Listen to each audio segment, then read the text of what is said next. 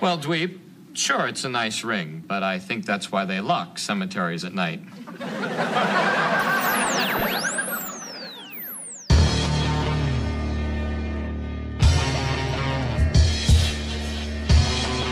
Can I get a whooping?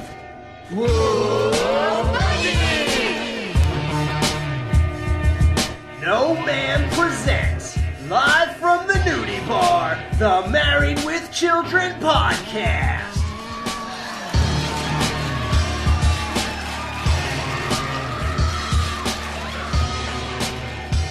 And here are your hosts, Jerry, Justin, and Al. I'm a fugitive, and I only live to fight. Yeah, we party here in the nudie bar, guys. It's the Married with Children podcast. We are discussing Married with Children, Season 1, Episode 7, which is called Married Without Children. And I'm here with the guy who just wants to watch your kids, Jerry. What's up, Jerry? Man, I'm just trying to get free entertainment. Let me watch your kids. I'll put them in the backyard, give them rakes, let them fight each other. And we are also here with the guy who just wants to go pearl diving, Justin. What's up, buddy? What's going on, man? Pearl diving. So, yeah, it's Married Without Children. That's the name of this episode. Steve and Marcy decide that once is enough after they volunteer to watch Kelly, Bud, and the family dog Buck. After Al and Peg go away for the weekend to a seedy motel in Wisconsin, where Al wants to watch a boxing match on the cable TV. So that's the gist of it, guys. This episode is a landmark episode. Do you know why? Why? What do we see for the first time? In the inside of Steve and Marcy's house. Yep. Yeah.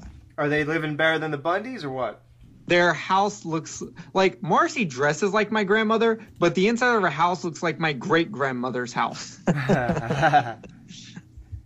Yeah. If you had a choice, would you rather live in the Bundys' house or the Rhodes' house? I'm taking the Bundys. Like, there's way more stuff. Like, even though, like, they don't have as much have as much money as Steve and Darcy's. Steve and Darcy's house is bland and boring. Stephen Darcy. Before I came on this episode, I forgot how to talk. How long were you partying in here in the nudie bar before we got on? What time is it? It's 10:45. Shit. It's Thursday, right? We're live every Friday. We're at the nudie bar. Oddly enough, the show gets dropped earlier on a Friday. It's like a time warp thing. It's weird how it works. Yeah, I would rather stay in Al Bundy's house because it just looks way more comfortable and relaxed.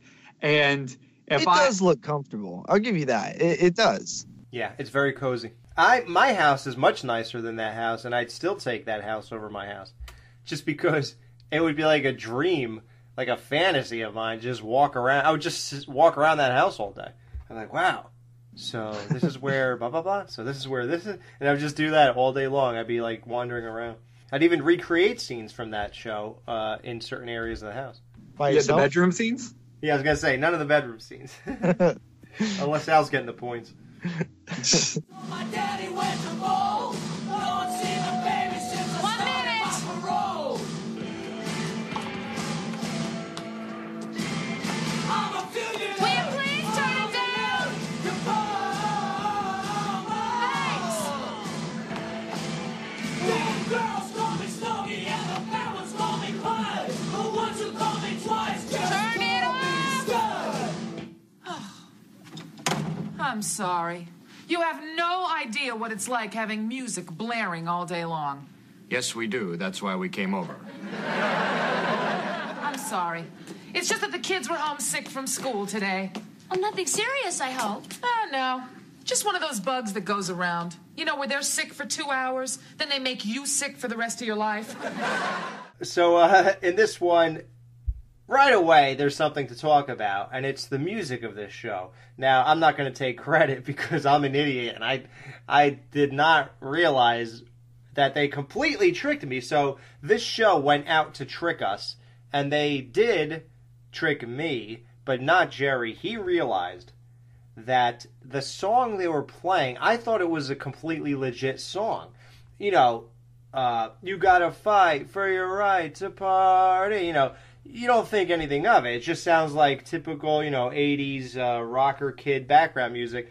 But, Jerry, what does the song actually say? So the song actually says, I'm a fugitive and I only live to party. I think one of the reasons you were thrown off because another landmark thing happened at the beginning of this episode. We see Peggy actually cleaning, and that probably just, you were probably so stuck on that you didn't realize the song was fake. That's how they faked you out. Well, we saw her vacuum up her wrappers and cigarettes one time. That's her covering up her tracks. I don't count that as her That's not cleaning. Yeah. Now, Justin, am I the only idiot out of us three? Did you realize that song was not legitimate, or did it not even occur to you? Well, at first I was like, this sounds like it's supposed to be like License to Ill, Fight for Your Right from the Beastie Boys. You know, everybody knows that song. It actually... You gotta fight for your right to party.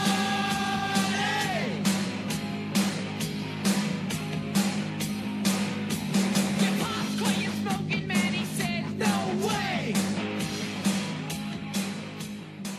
I believe that song actually came out in 86, so just like 1 year before this episode aired. But yeah, I mean, I think that I didn't know that it was a fake song. I thought it was a real song, but just not that song. Yeah, I just knew that it wasn't the Beastie Boys song. But at first, it sounded like it was, or like it tricked my brain for a second there. Well, it tricked mine for 20 years apparently. So Steve and Marcy come over. Coffee? No. Peg offers them coffee, and they immediately refuse, which is a callback to the first episode. But it's funny because Peg made her and Marcy's coffee good. She said, oh no, ours will be good. And only Al gets the crap, and Steve gets the crap coffee. Steve should have said, it would have been a better writing callback if Steve said no and Marcy said yes. It would have been. That would have been cool. That really would have been. I didn't even realize that was a callback, so I missed that one. Oh, well, there you go. Now we're even. See, now we get our own points. Yeah. Mom! Kelly tied my face to the speaker! Excuse me.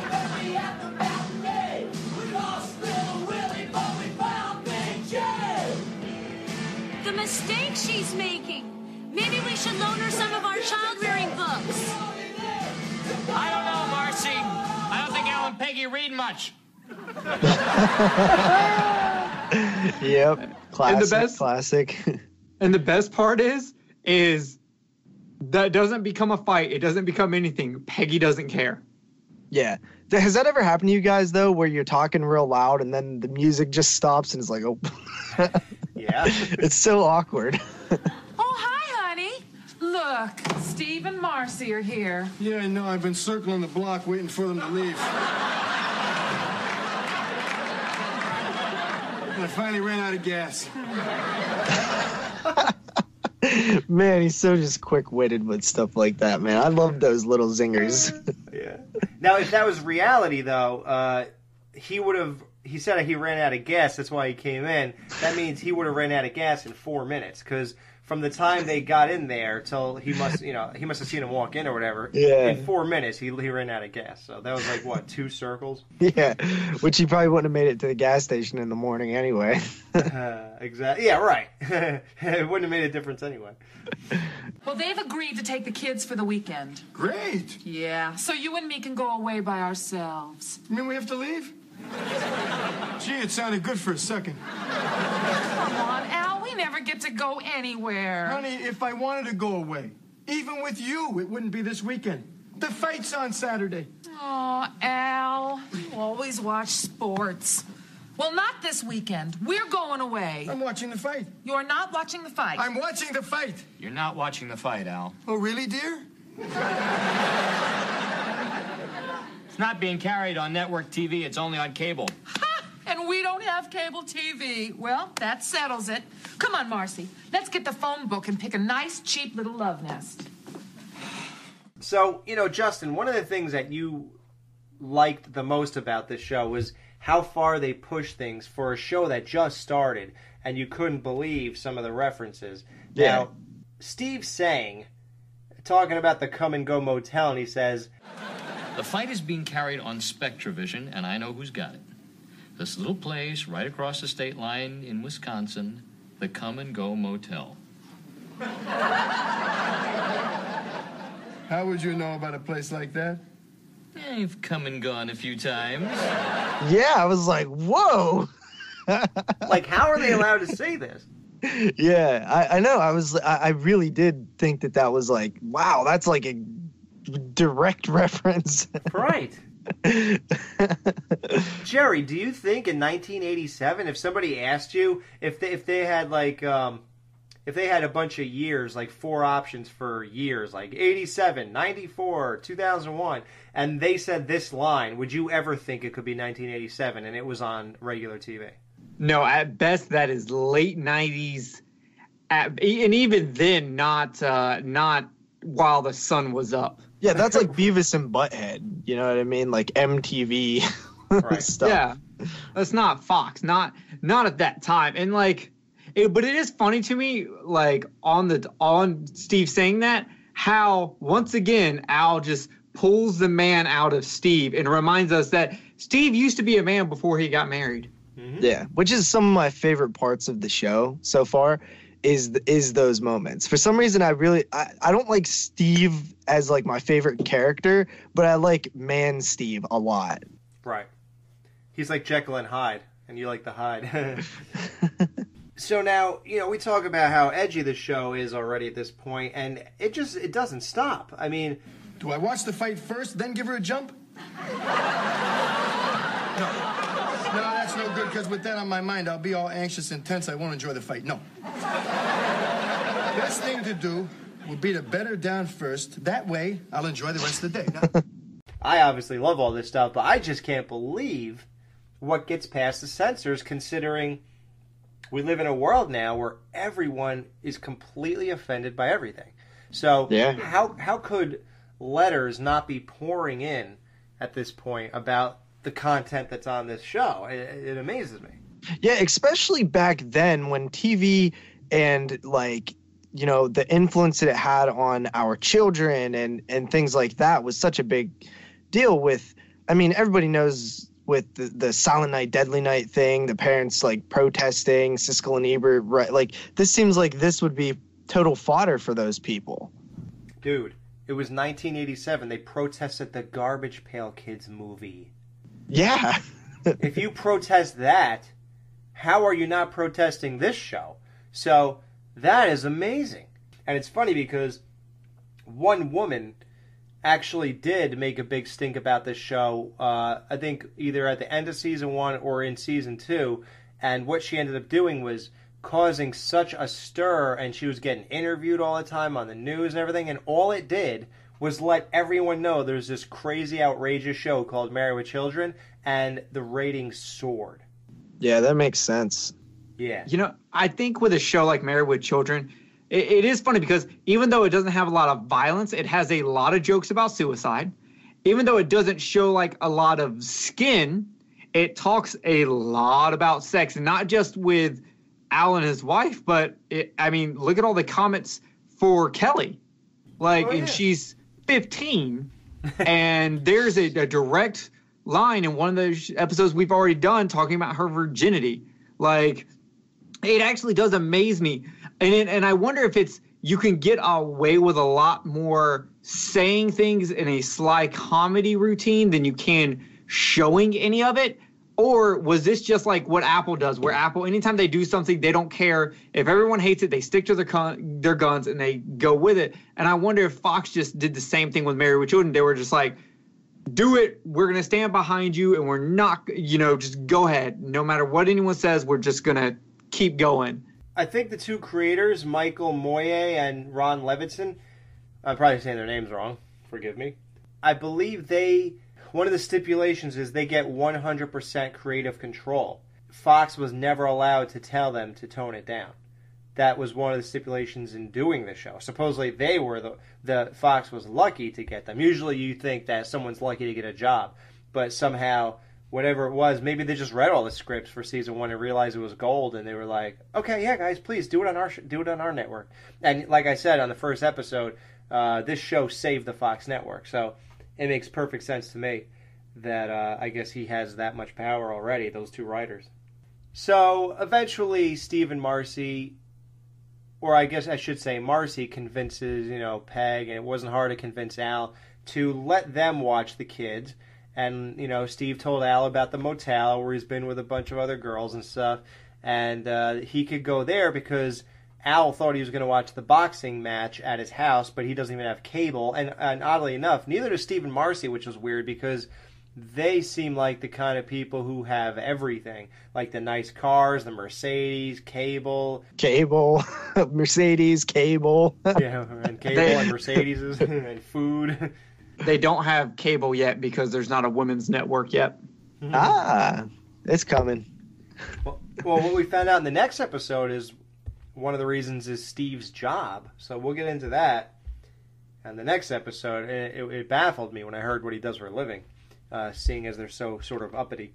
We have to talk about Al completely selling out Steve and Steve completely saving himself. I've come and gone a few times. With Marcy? Well, actually, before Marcy. You dog, you. Don't say anything to Marcy. I wouldn't want her to find out about some of the wild oats I sowed. So this is just between us, okay? Sure. Hey, Peg, Steve just recommended this little place, the Come and Go Motel. He says it's a real passion pit. I don't remember us going there, Steve.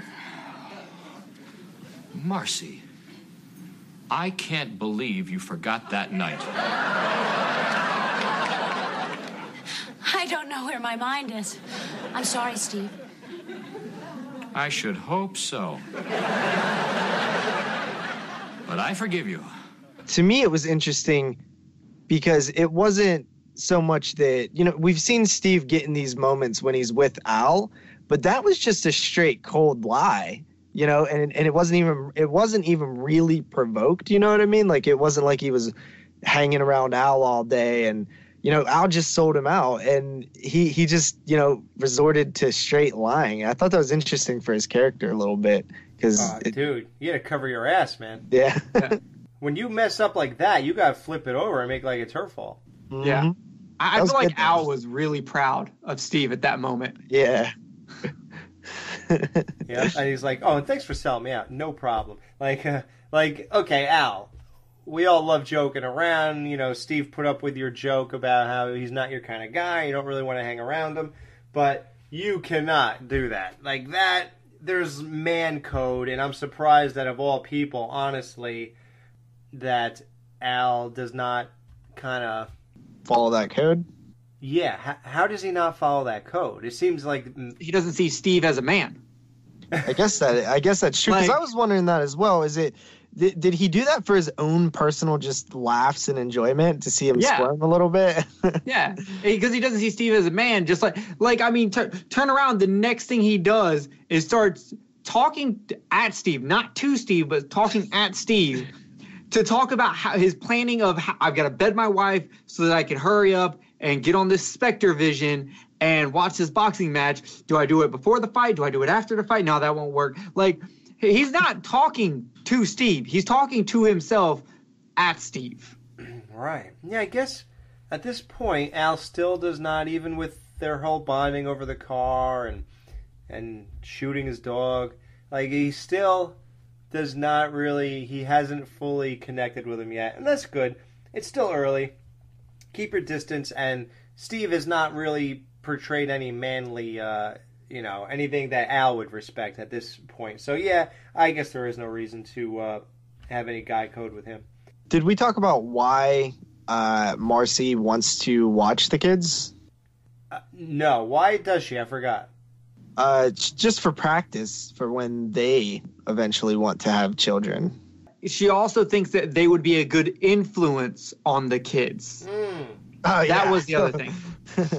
Yeah, because, they're going to go back home completely different. It'll be and I like how Steve from the get-go is like, no.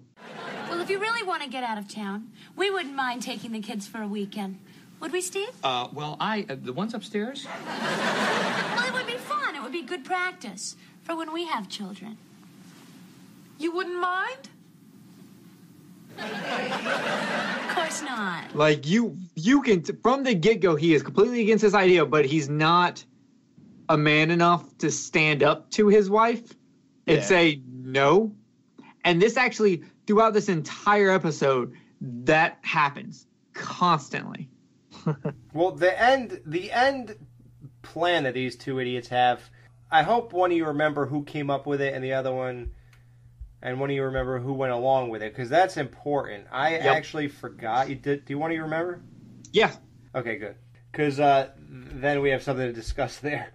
The kids are, heading over there, and Steve is reading a book called Kids, You're Bigger Than They Are. That made me laugh so hard. Like, why do you have this book just laying around?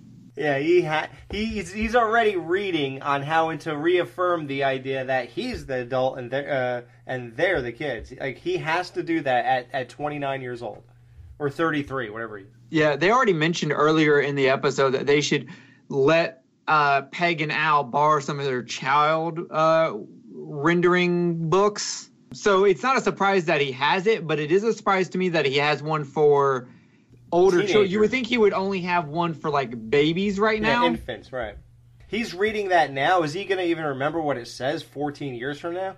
Yeah, these are the kind of people that not only buy how to raise your teenager books before you even agree to have kids, but not only that, they have it memorized so that they can quote it while they're playing Trivial Pursuit in 10 years. Oh, my God. Yeah, so maybe they will remember.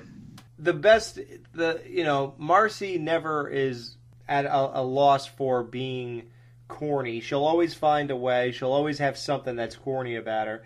And the worst had to be... Now, Bud, Kelly, don't think of us as babysitters. Think of us as best friends. Steve, would you like to tell our best friends what we have for them? Not really, Marcy. What? No. Oh, man. She's hard to take. Oh, my God. And I love how Steve is not having it. He's just saying, no, this is corny, this is stupid, this is not going to work. He's being realistic, so he's not too far gone. That's a positive. Bud goes up. I guess they just let him run through the house. And one of the greatest things ever, and something that we definitely should talk about, or maybe, now I'm thinking about it, maybe it's not so crazy. He comes downstairs, and he has Mrs. Rhodes' bra. And that must be, she must be mortified at that point. And the one line he says is, look, Kel, it's bigger than yours. Now, how could a chicken's bra be bigger than Kelly's? I mean, but then now that I'm thinking, the reason I said I was thinking about it, she was only 15, I guess, right? And I guess, not that I like to think too far into 15-year-old girls, but maybe she wasn't developed. Okay, well, there was that stuff in the bra. Yeah, I was about to say, this is a callback joke. Yeah. Right. Because she stuffs her bra. So I guess Kelly is not developed yet. Because we all see her. Unfortunately, I know it's sad since we're still talking about her at 15, but we all see her as a sex symbol, basically. And we were all, except for Justin, we were young when we saw, because you didn't watch anything. We were all young when we saw this, so we were able to look at Kelly like that no matter what, Yeah, and I even did know of her, even though I wasn't like into this show. Like I think in pop culture she was known, so I did know who she was. I did know she was a good-looking girl, and she was a sex symbol even at in the 90s. I remember that. Yeah, and I have to use that to justify it to myself because like one night while Reese and I are watching Married with Children, I make a comment about how hot Kelly is, and she just looks at me and she's like, Jerry, she's only 15. And I'm like, yeah, but I was younger than 15 when I was into her. So like, just like I'm older now, yeah, but she's older now also. So if I'm looking at her now older when she's 15, I'm still looking at her as when I was like 12. Like, so it's not creepy to me because it's not like I'm gonna go and hit her up on Facebook because now she's not older that age than I am. anymore. Yeah, like I know what you mean, though. That's Winnie Cooper for me when, the Wonder Years, because that was probably what my first crush, you know what I mean? Well, it's an odd thing because when you have a crush on girls like this, time freezes because they're on film, it's on television, and it was captured in 1987. So that is frozen, but what doesn't freeze is us. So we keep going. We're older, but what age do you say, well, I'm totally not interested. She's not good looking. No, I'm too old to say that, Like, it's not the same. Like, we wouldn't go to a high school and see a 14 or 15-year-old girl and say, man, that chick's hot, man. Look at that skirt she got on. Right? Like, you can't say that. But if you said it as it happened then you just have to, I guess, remove yourself from it or something. Like, you have to stop saying it eventually. Have you, it reminds me of when, guys would be like, man, if I was younger, if I was a teenager again, I'd be all over that. And it makes me go, as guys, we never stop thinking that, but we know that they're young, they're not, even though that 15-year-old is already probably banging people, we are not, because I know what I was doing. We're not candidates though. Yeah, we don't do that, we don't get that. So but this is a weird, uncomfortable topic to talk about, because if you're not careful about what you say, yeah, you're a creep. Pedophile.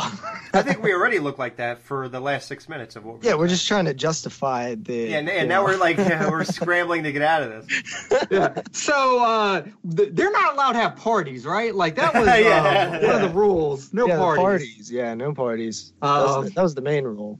Yeah, no parties. Bud's destroying this house little by little. Fox hunt with Marcy's engagement present, which is a fur that Steve bought her. Now this brings up a topic that we could definitely talk about. Steve is livid, and justifiably so.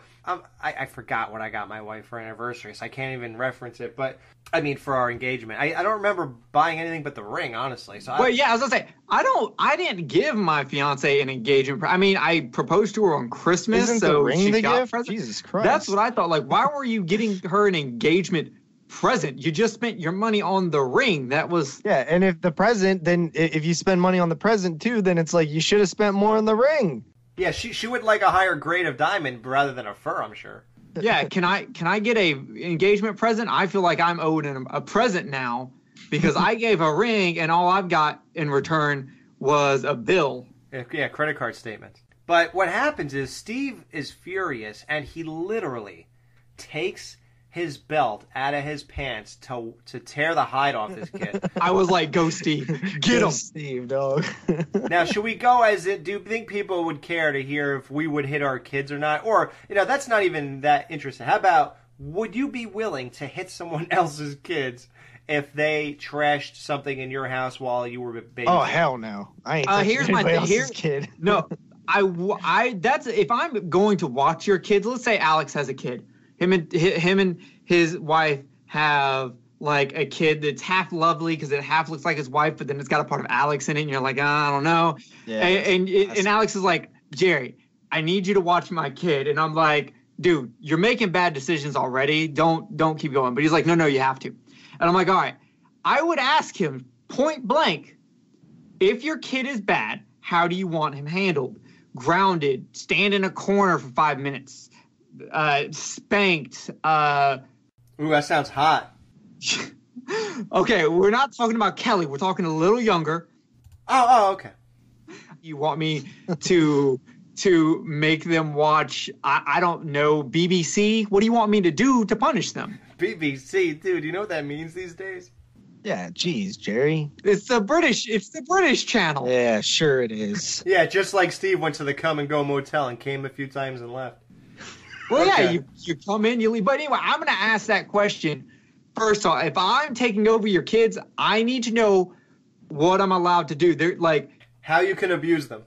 Yeah, Peggy handed him a list of rules, which was already shocking to me because I was like, she actually wrote out rules? Holy shit. But I would expect that too. I need to know what they can and can't do. I don't care if they're allergic to peanut butter. I care if I can hit them. Oh, good.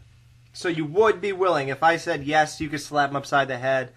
If he spills something on the floor, you'll do it. Yeah, but not like, I'm not going to do it hard. Like, I don't even plan on doing it enough to make them cry, because you more along want to instill the fear that it can be done than actually doing it. Yeah, you just walk in and say, your dad said I can hit you. Yeah, like, well, okay. When my uncle had a wooden paddle that on one side he wrote equalizer on, and the other side he wrote out with like 2 exclamation points. And all he had to do was pull out that paddle, and I was like, I'm sorry for whatever I did. I'm going to go pray. I'm so sorry. Like, it was the fear of it that scared me more than him actually using it, because that pain would go away. But knowing that I could get that pain again and I don't know when, that was always more scary to me. Mm-hmm. So the anticipation of pain is more scary than the pain itself. Okay. So, yeah. So, I mean, Alex, what about you, though? Like, would I hit the kid? Yeah. Yeah, I have no problem just, like, grabbing his arm and pulling him and whacking him on the ass or something. I don't See, that's my only thing is I don't want to hit him on the ass. I know, it is kind of weird that I would do that, but...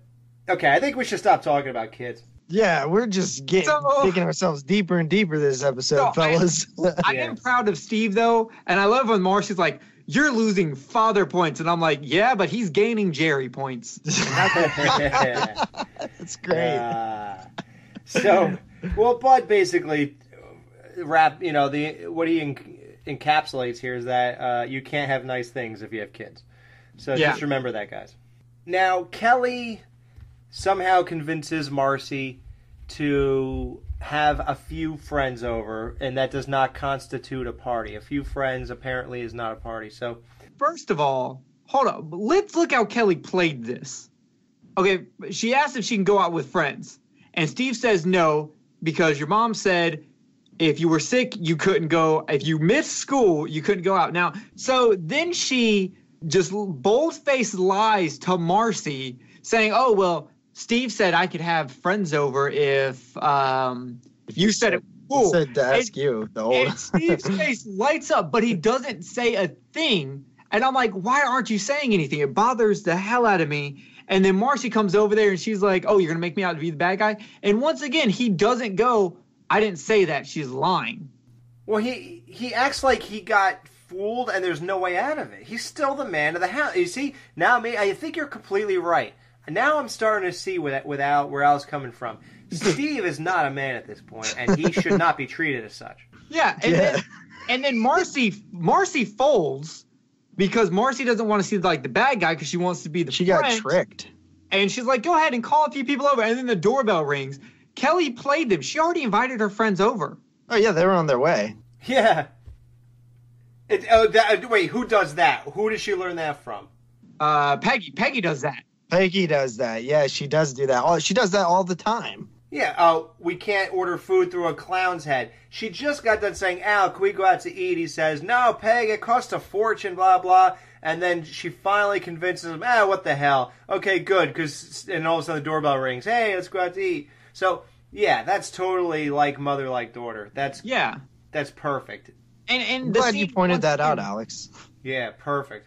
And the scene shows that, like, well, Steve constantly is trying to be a man in this episode, and he only succeeds once. And every other time, Marcy just slaps him down real quick because Marcy doesn't want to see the bad guy. She doesn't. But, like, I would think that when Marcy and Steve had kids, they would be really strict parents. You got to be in by 8. No going out on a school night, stuff like that. But they're just getting walked right over. Yeah, their kids would grow up to be sissy Marys. That's a fact because they wouldn't even be allowed to play sports. I was like, Sissy Mary, what are you talking about? And then I remembered when you said sports. And I'm telling you, your son is going to be a sissy Mary if you let that woman take away your sports.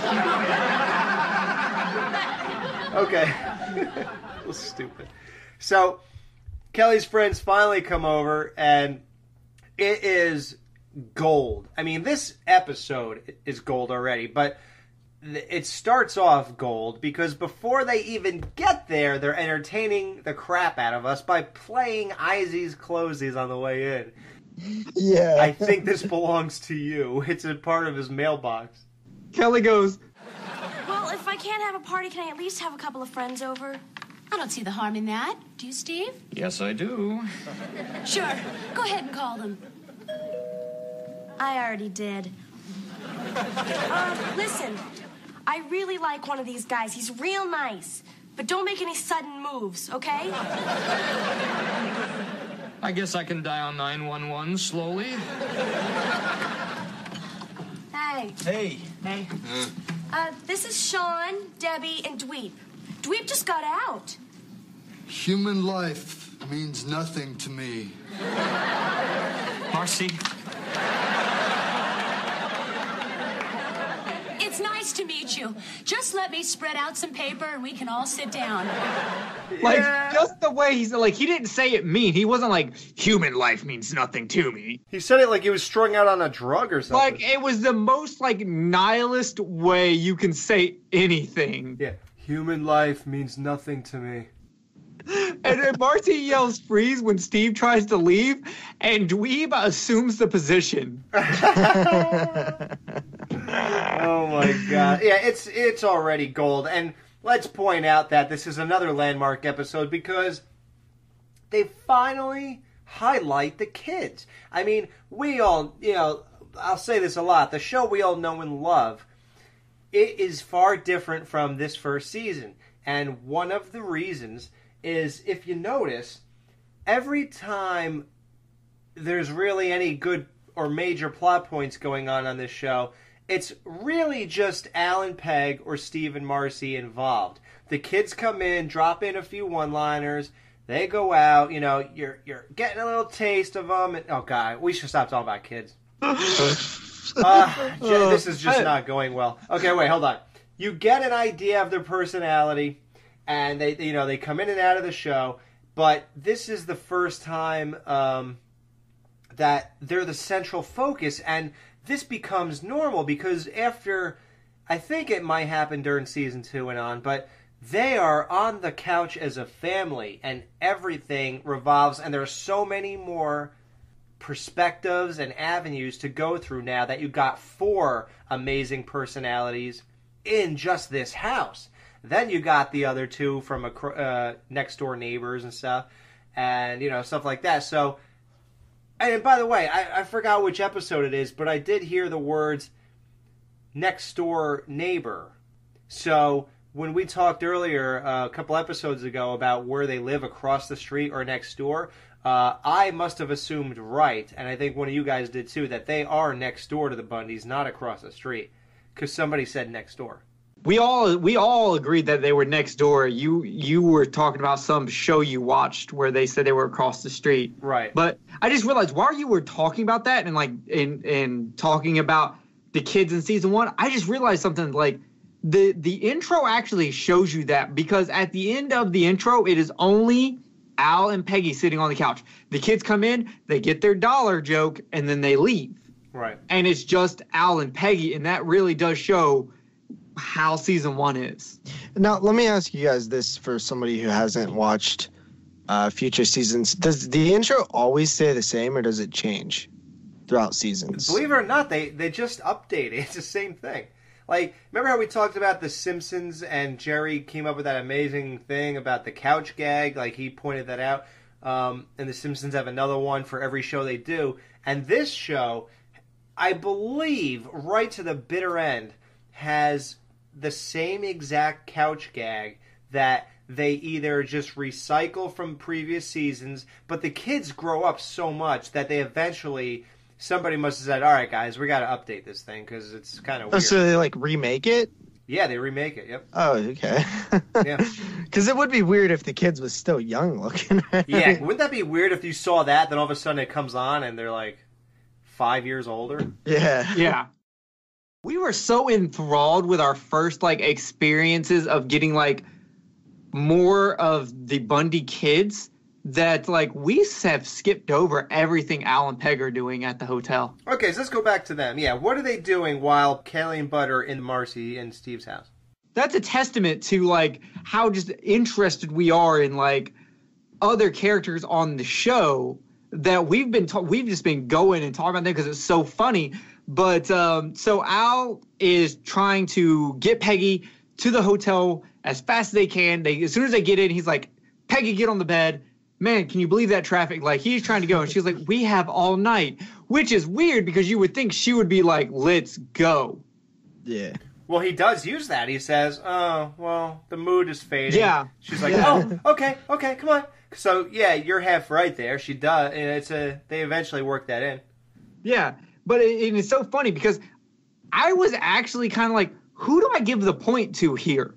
Technically, Peg should get the point because she's having sex, but Al is playing her this whole time so that he can watch the fight on Spectrovision. And I almost want to give it to him because, like, he's only doing it this time because usually when we give these points away, it's because that person did something to get their way. Usually with Al, it's getting out of sex, and with Peggy, it's getting into sex. But in this one, they kind of, like, both of them won. Yeah, Peggy didn't do anything for this outcome. You know what I mean? So, like, Alex, you're a judge here. How do you feel about this? Oh, man. Well, I'll say that, well, Al, yes, he got his way, but he had to do the deed to get his way. So Al had to willingly lose this time. So she still gets the point, but he was more, and listen, there are instances where Al says, hey, you want to go upstairs? You know, so it ain't like Al hasn't relinquished the point before.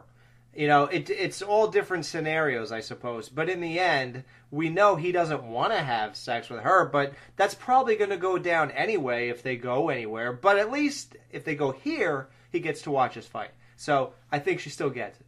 Okay. But no, you're right. You're right. At the end of the day, it's still... Right. Like, ultimately, Peg always wants it. Al never wants to do it. If we get to a point where Al is the one going after Peg for it, which, believe it or not, will happen, at that point, Peg still gets the point. Even though, believe it or not, she doesn't want it when he wants it. So that's going to be an interesting debate.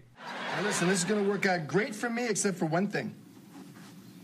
She's going to want some sex.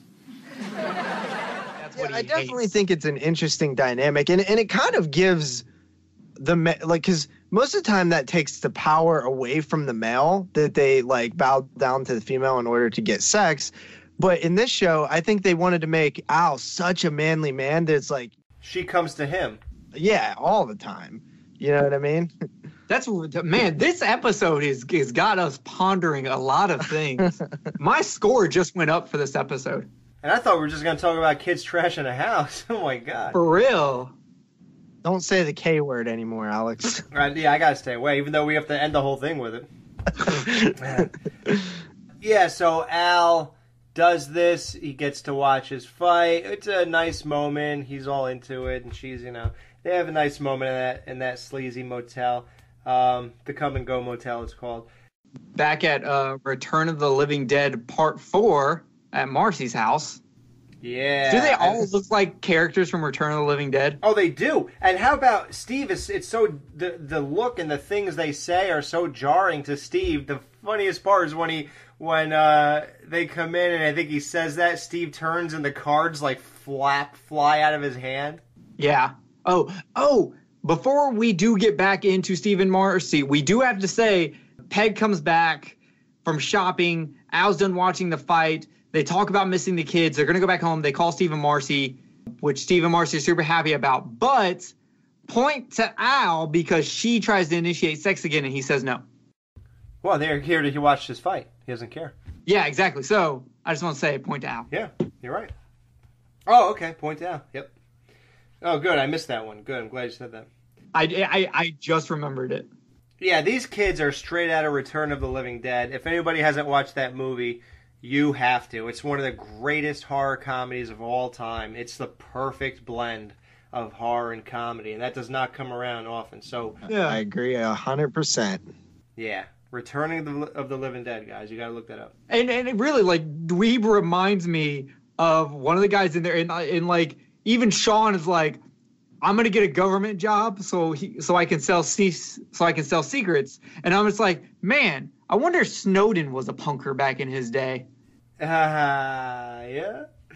I mean, it's crazy, you know. It's really spot on, especially for the year, because Return of the Living Dead just came out, so that was like '86, I think, and this is '87. So that's really cool that they're way in tune with what's going on.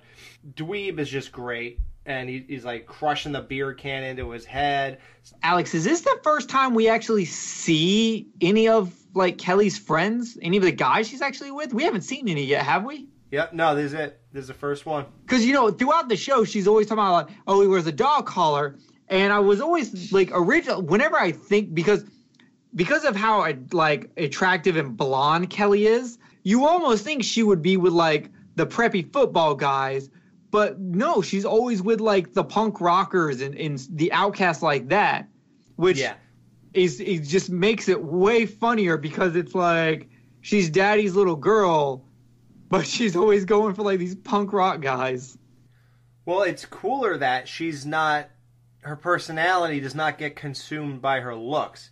She doesn't, you know, she is who she is, and just because it's almost like a pretty boy who kind of uglies himself up with like a scraggly beard and not the greatest haircut, and you know things, and wears kind of different clothes. It's like you don't just because, oh, I guess I'm one of these kinds of people because I happen to be aesthetically pleasing. You know, she doesn't change. Like whatever was inside of her, it's not going to change because of, oh well, hey, I could reach different statuses than other punkers or whatever because I have this going for me. You know, so it's really cool that she's really grounded. And it's cool that she gets to kind of be a hybrid of two different things, and it's both good, you know, because she enjoys who she is, and she gets to look hot, so now she's got the best of both worlds, you know, instead of like faking or conforming to something else that she can be a part of just because of what she was born with. So that's actually a pretty cool character dynamic about her that I really love. You're right, and like, because she doesn't even dress extremely punk. Like, she a lot of times looks almost completely normal, not like super, like, one of the whitest things I've ever seen is in this episode, and that's when Steve and Marcy do their happy dance. Oh, God. That was whiter than Kelly's hair.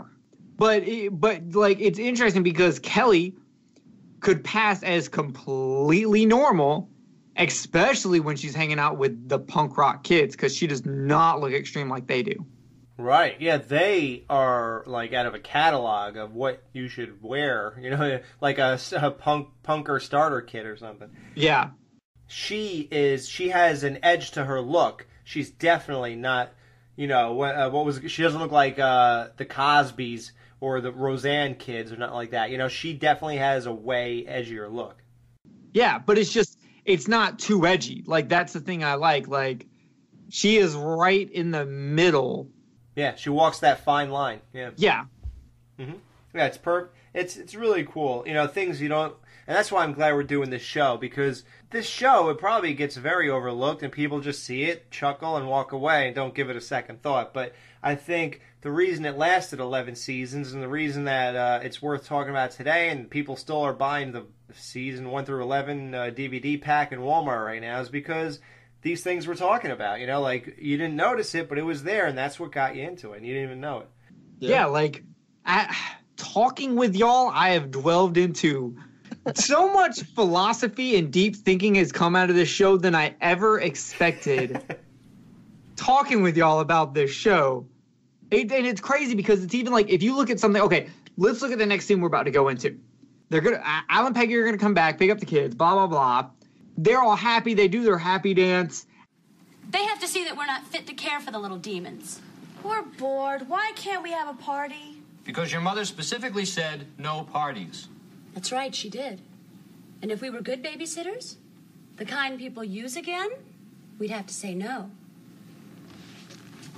Yes, of course you can have a party. Can you get one together in less than an hour? Sure. Oh, well, go for it. Marcy, tell me this is your plan. You're going to get them all together and blow them up, right? No, this is better, Steve. Just as the party's starting, Al and Peggy will be here. And they'll see this wild party starring Dweep, and they'll know we're unfit. And they'll never ask us to care for their precious offspring again. Good news, Raven and the Bloody Ten are coming. Gee, they're tough. All right. What would you guys say to this? Like, because I'm glad that it was Marcy who came up with this, because this is not an insult to women, but women make decisions more off of emotion, and guys are more analytical. So her doing that is actually pretty fitting, because she's so mortified by this whole what's already happening. But how does he not go, are you serious? No. But here's the thing, though. Like, when I think about it, almost all the, like, really devious plans in this show almost have been coming from, like, Peggy. Like, really thought out devious plans that, like, you would not expect. And this is, like, a couple of times now that Marcy's came up with something. This is the first time that she's came up with a really devious plan. But it harkens back to me when she, like, flips out and starts talking about fish hooks and dog eating people. Right. And I'm just like, she has this, like, devious side to her that's, like, so pent up. Like, just like Steve has this pent up, I used to be a man thing going on. She's got this, like, pent up, like, devious anger thing that she's not, like, this perfect little new age feminist. She got like, a dark side. Yeah. And so she comes up with the plan, and Steve is kind of like, that'll never work. That is so stupid. But he's so desperate that when she's like, no, it will, because they'll come home in an hour and it'll be fine. Would you see any logical reason to go along with this idea? No, not a chance. Wouldn't you just say, well, isn't it bad enough when they see these guys here? Yeah, I would say that, and then I would be like, there's a million excuses in the world on why I can't watch kids on a certain night. Like, we'll figure it out. Well, it turns out Al and Peg are not coming back. They're having too much of a good time, and it's whatever. And he goes, oh, what the hell? They said don't rush back. And so now this party's in high gear. The house is getting trashed. They apparently only have one tape in their boombox, which is, I'm a fugitive. I only live to party. I wish I could get a copy of that song, man. I want to find, like, I wonder if it's a full cut or if they just made, like, one verse and one chorus, because that's all they would ever have to do. Right, because they could just cut to something. Also, funny. How do y'all feel? Would y'all go to the show of Raven and the Bloody Tin? Mm-hmm. I like those obscure bands like that. Yeah, I'd go. Yeah, and by the way, in Al, I really like the joke Al makes when him and Peggy are right before they decide not to go back, and Peggy's like, you look just like the day I married you. And he's like, I know. And she's like, aren't you going to say it back? And he goes, well, I bowl. You don't do anything. Yeah, it's so great. She doesn't do anything to stay. Yeah, because bowling is really going to make him look. I don't think she was complimenting his body. So I don't know what his logic is there. After these messages, we'll be right back. Hi, Dr. Shoe again. I've been telling you about my shoe line. Nobody cares. So let me mention something else here. 555 shoe also spells 555 rind, 555 pimp, and 555 Rigney. Remember, nobody knows as much about Rigney as Dr. Rigney. There's a new pet. Chia. Chia Pet, the pottery that grows. They are very fast. Simple. Plug it in and insert the plug from just about anything. Simple. As we wrap this up, have you guys ever thrown parties like that in your youth, or have you ever gone to other house parties that were sort of similar to this? Absolutely. I used to throw them. Before I moved to Florida, when I was like 20, I think. I was like 19 or 20. Me and my buddy and a couple other people, we rented this house, and it was like in the ghetto. We would throw parties there all the time, and they never got busted. It was great. Like, we had holes in our walls. Like, we didn't care because we were young and dumb, and like, we ended up being able to get out of the contract completely free just because our house got like kicked in and robbed. So the house was deemed unlivable because the doors were like kicked off their hinges. And so they were like, well, we can't really have you live here anymore. So we got out of it, and we just told them, yeah, they wrecked our house, man. Look at this place. But have y'all ever went to parties and actually like destroyed someone else's house or broken, like on purpose, not on accident, not like drunk, fell over, knocked over a vase?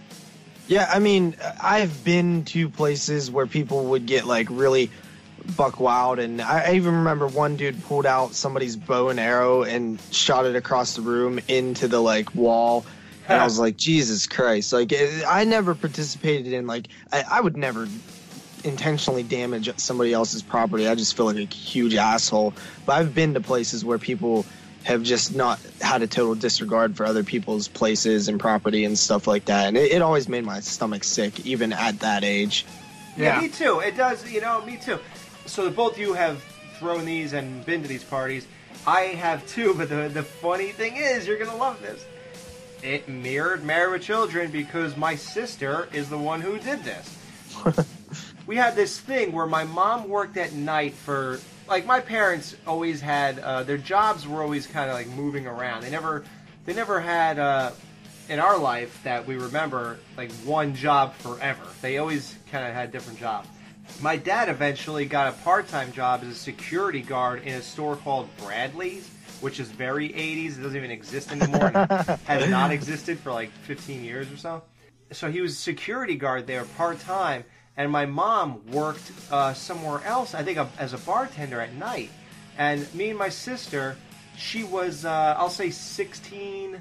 She was almost exactly like Kelly's age, maybe a year or two older. I'll say it happened like 4 or 5 times. She had like 20 friends over this house, and it was exactly like this party at Steve and Marcy. And this would happen all the time. So I got to live that end of it, and then I got to do this myself. But I wasn't much of a partier in my younger years. I did all this type of stuff from like 19 and on. So from like 19 to, I don't know, 24 maybe. It's so funny. If anyone listens to like Alex's other show, The Skeleton Crew, it's so funny hearing about Alex's early life, because it seems like up until Alex was like 19 or 20, like even the horror movies he watched were all like clean-cut Universal monster movies. And then all of a sudden he found like alcohol and Jason and Sleepaway Camp and be in Psycho 3, and was just like turned his whole like life into a completely different person. Yeah, it's really weird. It's like your life was pretty much Bud from Married with Children. Right. Up until like you got kicked out of your house. Right. And then it completely changed. It's what it seems like. It's weird. The year 2000 was the biggest turning point. So I guess, was it the turn of the century or something? Is that what that is? You were affected by Y2K. Yeah, because once that all happened, my life actually completely just changed too. I can't wait till we get your sister Jen on here and we get to interview her. The real life Kelly Bundy. The real life Kelly Bundy, and she can tell us how much of a dwerp and dweeb you were as a kid. Yep. I want to know how many times that... When you said throwing all these parties, did y'all ever get caught throwing these parties by your parents? No, I don't think so. That's crazy. Yeah, never. Well, just don't ask her how many mannequins or blow-up dolls I had in my bedroom. Wait, mannequins? What are you, maniac? What are you? All right, what are you guys. doing? So we're gonna rate this episode. Just kidding. So they had Alan Peggy had sex again. Point to Peggy. At the very end, right? Yeah, at the very end. Point to Peggy. They don't show up. I'm a fugitive and I only live till party happens. Yeah. Things keep happening, I can't explain. I love to sweat less.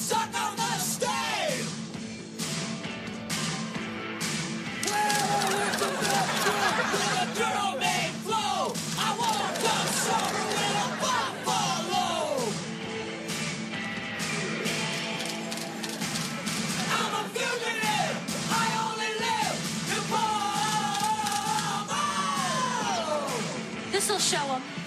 Any minute now, they'll be pulling into their driveway.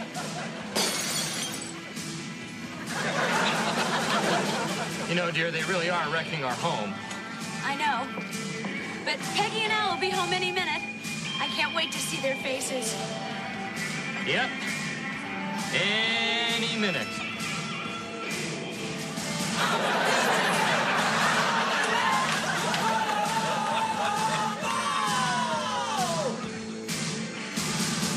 I'm a fugitive!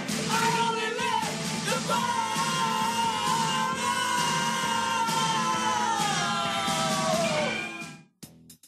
No Ma'am will be right back to wrap up this week's review.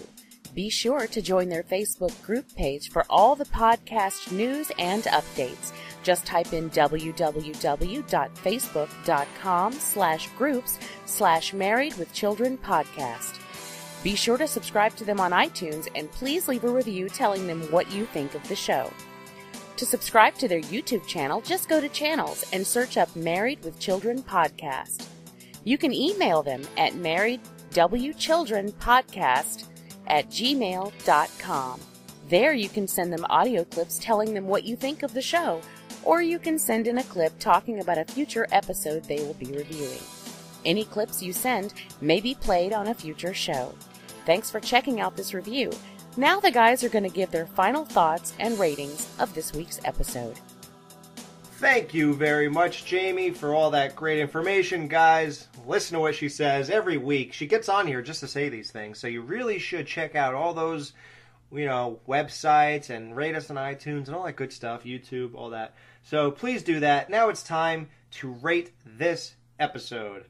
All right, guys, so how many nights at the Come and Go Motel would you give this episode out of 5? 5 nights at the Come and Go Motel. How many would you rate this episode, Justin? I like this episode quite a bit, a little bit more than I thought I did once we started talking about it. It was a little forgetful until we started talking about it. I had trouble remembering some things when we first went into it. I do like that we got to see a little bit more of the kids' focus, because I've been wondering if that was going to happen for a while, because I find both of them pretty funny and interesting and would like to see more of them. So I know that happens in later episodes, but I'm going to go ahead and give it about a 3 out of 5 Come and Go Motels. 3 out of 5, so he liked it. Jerry, how many Come and Go Motel nights do you give this one?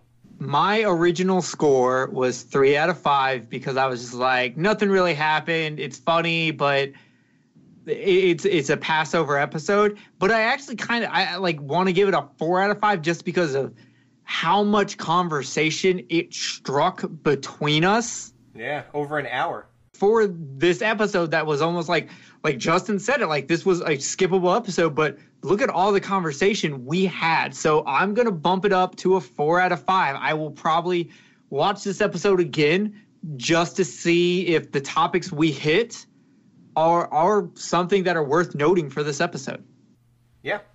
I also give this 4 out of 5 nights at the Come and Go Motel because it's just perfect to me, and it's so cool that it's in the first season. It establishes a lot. You get the kids, you get Steve and Marcy's house for the first time, so you get a change of scenery. Al and Peg go to a motel, so they get a change of scenery. Al and Peg really do love each other at the root of it all. You don't really see that too often. You saw it, obviously, 16 years and What Do You Get episode where they celebrated their 16th anniversary. You get it again here, That was not the only time you're going to see that, because when they share that little moment after Al is watching the boxing match, that was really cool to see some adult time and closeness time. I can't tell you enough how much I love all of Kelly's friends and that whole atmosphere and just the whole tone of it. That is 80s party to me, especially a small party, and it just makes it better when it's a real party and they invite more people over. So to me, that's the kind of experiences, when I watch this, I want to escape, and sometimes when I watch a movie or something and they're having a party, I feel like I'm at the party. Mm-hmm. That's kind of where I want to be. It's very nostalgic, it's very 80s, And I was there at the time, as a kid, and that is what I would, that's what I'd be doing. So it's great to like relive that in our own minds while we're watching this. So really like it. I'd even maybe go 4.5, but for technicalities, because we always put it on Facebook what we all rated it and see if people's ratings match up, I'll just say 4 out of 5. So we got 2 4 out of 5s and 1 3 out of 5.